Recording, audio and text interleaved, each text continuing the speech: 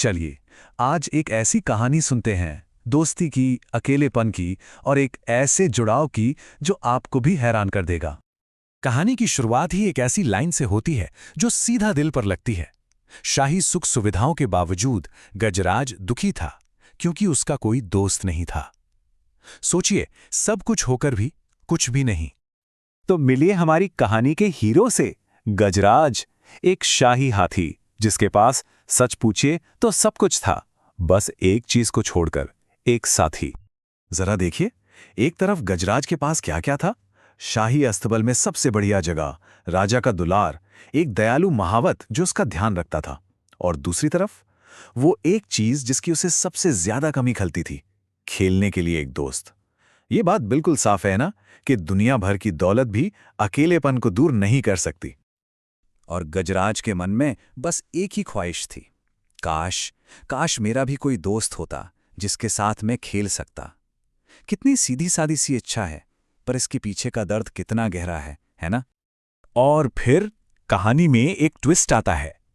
एक रात एक ऐसा मेहमान दबे पांव आता है जो गजराज की पूरी दुनिया बदलने वाला था। और ये दोस्ती कैसे शुरू हुई? बिना किसी बातचीत के, बिल्कुल खामोशी से। एक भूखा आवारा कुत्ता न जाने कहां से अस्तबल में आ गया। गजराज ने उसे देखा और बिना कुछ सोचे अपना खाना उसकी तरफ खिसका दिया। बस कुत्ते ने भी पूंछ हिलाकर शुक्रिया कहा, पेट भरकर खाया और वहीं गजराज के पास ही सो गया। अब जब महावत ने देखा कि अरे, गजराज तो इस नए साथी के साथ खुश लग रहा है, तो उसने भी कुत्ते को वहां रहने दिया। कभी कभी दोस्ती को बस इतनी ही तो जरूरत होती है, थोड़ी सी जगह और थोड़ी सी समझ। ये तस्वीर उनकी दोस्ती की पूरी कहानी कहती है। साथ में खाना, एक दूसरे पर पानी की बौछारें, बस इन्हीं छोटे छोटे पलों से एक बहुत गहरे रिश्ते की नींव रखी जा रही थी। और फिर तो ये रोज का सिलसिला बन गया। उस कुत्ते का नाम था बंटी। बंटी हर रोज गजराज के साथ नहाने जाता। गजराज अपनी सूंड से उस पर मजे से पानी फेंकता और कभी कभी तो अपनी पीठ पर बिठाकर घुमाता भी था। उनकी दोस्ती दिन पर दिन गहरी होती जा रही थी। लेकिन जैसा कि अक्सर अच्छी कहानियों में होता है, एक मुश्किल भी आने वाली थी। एक ऐसा मोड़ जो दोनों का दिल तोड़ने वाला था। अचानक एक दिन एक मालिक आ पहुंचा। हुआ यूं के पास से गुजर रहे किसान की नजर उस कुत्ते पर पड़ी और उसने उसे पहचान लिया। वो उसका खोया हुआ कुत्ता था, बंटी। और बस किसान ने उसे वापस मांगा। उनकी वो जो अपनी एक छोटी सी दुनिया थी, उसमें जैसे किसी ने दखल दे दिया था। किसान ने बस इतना ही कहा, चलो बंटी, घर चलें। लेकिन ये शब्द एक फैसले की तरह थे जो बता रहे थे कि अब सब कुछ बदलने वाला है। और जो बात सबसे ज्यादा दिल दुखाने वाली थी, वो थी दोनों की खामोश तकलीफ।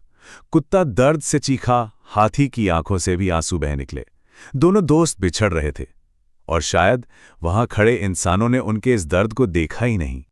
अब अलग होने के बाद दोनों दोस्तों ने अपना दुख जाहिर करने का एक ही तरीका अपनाया, एक खामोश विरोध। जरा देखिए, दोनों की हालत बिल्कुल एक जैसी थी। एक तरफ अस्तबल में गजराज, उसने अपना मनपसंद खाना तक छोड़ दिया। और दूसरी तरफ खेत पर बंटी, उसने भी घर लौटने के बाद से मुंह में एक निवाला नहीं डाला था। ये उनकी दोस्ती का एक बिना बोला हुआ सबूत था। अब महावत परेशान हो गया। उसने सोचा, कहीं ये अपने उस दोस्त, उस कुत्ते को तो याद नहीं कर रहा। शायद ये वो पहला पल था जब किसी इंसान ने उनकी खामोशी के पीछे का दर्द समझना शुरू किया। और अब सवाल ये था कि क्या ये दोनों दोस्त कभी दोबारा मिल पाएंगे? लेकिन कहते हैं ना, सच्ची दोस्ती अपना रास्ता बना ही लेती है।